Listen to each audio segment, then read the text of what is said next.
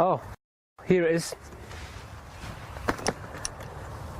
Okay, so I've hit quite a nice tee shot, just pulled it a little bit left, it's ended up in some long grass. Going to be quite a common situation you'll come across, especially this time of year when the grass is just coming through. So what do?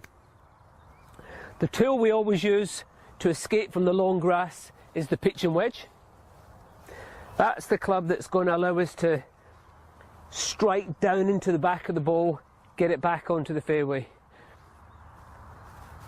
The distance, we've got quite a long way to go here, over 200 yards, so the distance might be a factor, but the way the ball is sat on the ground is a bigger factor. So we always take the distance into account, but the lie, that's the one that really decides. So no matter what the distance is, we always go for the pitching wedge. The detail for this one, very similar to the escape out the trees. A couple of slight differences.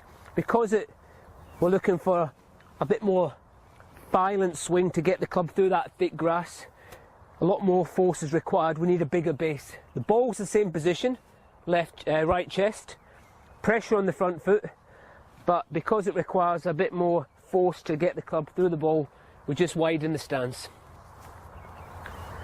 So routine's the same. Come along, just tidy up, make sure there's nothing that's going to interfere with the stance. What we're not allowed to do is flatten anything down or pull anything out the ground, so you have to be careful with that. So you can only move things with your feet.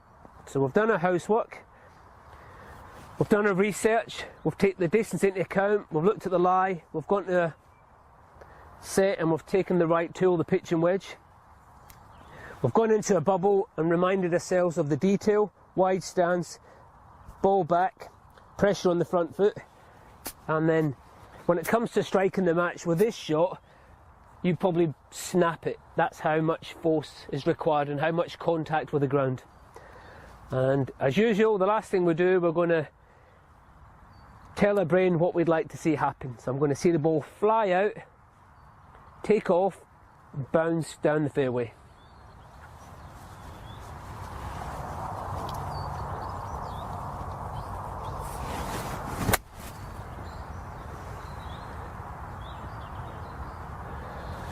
So you can see there's quite a bit of grass and divot has come out of the ground there, which is normal.